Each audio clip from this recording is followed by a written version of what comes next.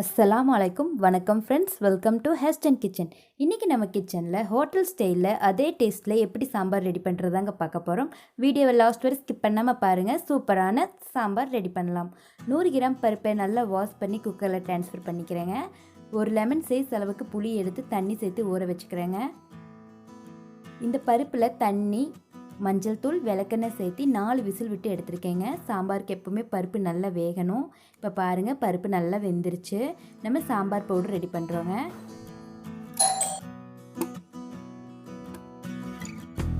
வரமிளகாய், கருவேப்பிலை, வரமல்லி 2 ஸ்பூன், வெந்தயம் 1 ஸ்பூன், சீரகம் 1 ஸ்பூன், கடலைப்பருப்பு 2 ஸ்பூன்,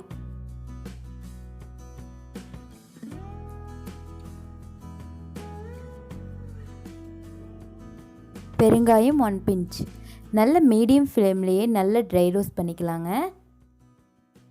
மீடியம் ஃப்ளேம்லேயே குக் பண்ணுங்கள், இல்லைன்னா கருகிடும். இது நல்லா ரோஸ்ட் ஆகிட்டே இருக்குதுங்க. ஸ்டவ் ஆஃப் பண்ணிவிட்டு ஆற வச்சு நல்ல பவுடர் ஆக்கிக்கலாங்க. கடாயில் தேவையான அளவு ஆயில் சேர்த்துக்கிங்க. நான் 1/4 கப் தேங்காய் எடுத்திருக்கேங்க. தேங்காய் சேர்த்து நல்லா வதக்கி விடுங்க.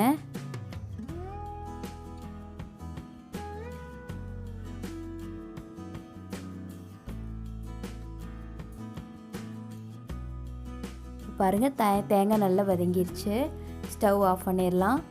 நான் காய்கறி சாம்பார் தாங்க செய்ய போகிறேன். அதுக்கு வெண்டைக்காயை நல்லா ஆயிலில் ஃப்ரை பண்ணிவிட்டு சாம்பாரில் சேர்த்திக்க போகிறேன். அப்போ தான் அதோட வலுவலுப்பு தன்மை போகுங்க.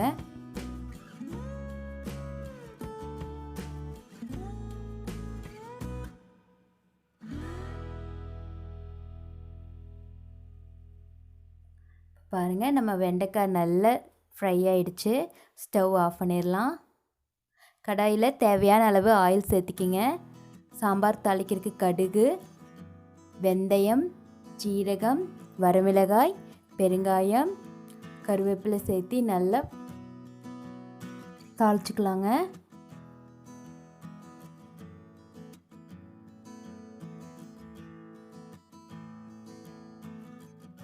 சின்ன வெங்காயம் சேர்த்துருக்கேங்க. எப்போவுமே சாம்பார் செய்கிறதுக்கு நம்ம சின்ன வெங்காயம் யூஸ் பண்ணோன்னா அதோட டேஸ்ட் நல்லா இருக்குங்க.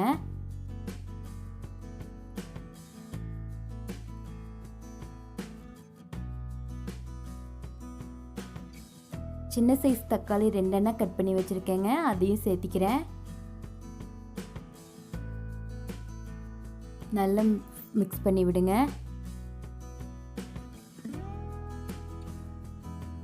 பச்சை மிளகாய் 4 நீல வாக்கில் கட் பண்ணி வச்சுருக்கேன். அதையும் சேர்த்திக்கிறேன். இப்போ பாருங்கள், தக்காளி வெங்காயம் நல்லா மசிச்சு வெந்துருச்சு. இதில் நம்மளோட வெஜிடபிள்ஸ்லாம் சேர்த்திக்கலாம். கேரட், முருங்கைக்காய்,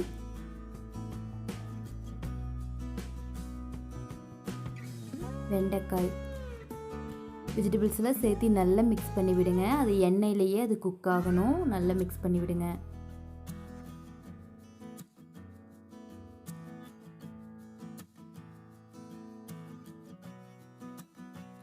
நல்லா குக் ஆயிடுச்சுங்க. வெஜிடபிள்ஸ் எல்லாம் எண்ணெயிலேயே நல்லா குக் ஆயிடுச்சு. இதில் அரைச்சி வச்சிருக்கிற சாம்பார் பவுடரு நம்ம சேர்த்திக்கலாங்க.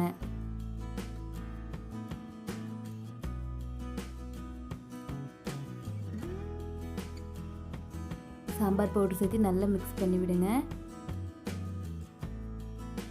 இந்த ஸ்டைலில் நீங்கள் சாம்பார் செஞ்சு பாருங்கள் ஃப்ரெண்ட்ஸ். எல்லோரும் விரும்பி சாப்பிடுவாங்க. எல்லாத்துக்கும் நல்லா பிடிக்கும். கண்டிப்பாக ட்ரை பண்ணி பாருங்கள்.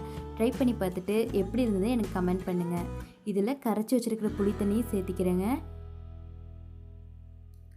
சரி, தேவையான அளவு தண்ணியும் சேர்த்திக்கிங்க. சேர்த்து நல்லா கொதிக்க வைங்க.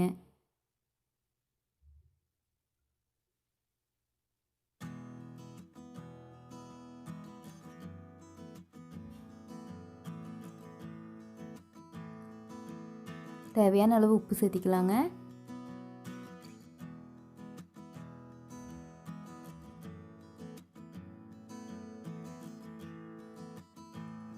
இப்போ பாருங்கள் நம்மளோட தண்ணியெல்லாம் நல்லா வற்றி நல்லா காயெல்லாம் குக் ஆயிடுச்சு. இதில் வேக வச்சுருக்கிற பருப்பு சேர்த்துக்கலாங்க. பருப்பு சேர்த்து நல்லா மிக்ஸ் பண்ணி விடுங்க. நான் புது வீடியோ நிறைய அப்லோட் பண்ணுறேன் ஃப்ரெண்ட்ஸ். உங்களுக்கு என்னோடய வீடியோ பிடிச்சிருந்துச்சுன்னா என் சேனலுக்கு லைக் பண்ணுங்கள், ஷேர் பண்ணுங்கள், Hash10 கிச்சனை சப்ஸ்கிரைப் பண்ணுங்கள், மறக்காமல் பெல் ஐக்கானை ப்ரெஸ் பண்ணுங்கள். இப்போ பாருங்கள் பருப்பெல்லாம் மிக்ஸ் பண்ணி நம்ம சாம்பார் கொதிச்சிட்ருக்கு. இதில் அரைச்சி வச்சுருக்கிற தேங்காயும் நம்ம சேர்த்திக்கலாம்.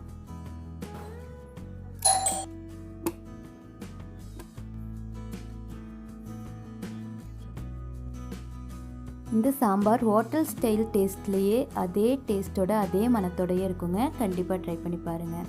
இப்போ பாருங்கள் சாம்பார் கொதிச்சிருச்சு. இதில் நான் வெல்லம் சேர்த்துனேன், அதை நோட் பண்ண மறந்துட்டேங்க. நீங்கள் வெல்லம் சேர்த்திக்கிங்க. கொத்தமல்லி தழை தூவிட்டு நம்ம சாம்பார் ரெடி ஆயாச்சுங்க. கண்டிப்பாக ட்ரை பண்ணி பாருங்கள். Hash10 கிச்சனை வாட்ச் பண்ணதுக்கு நன்றி.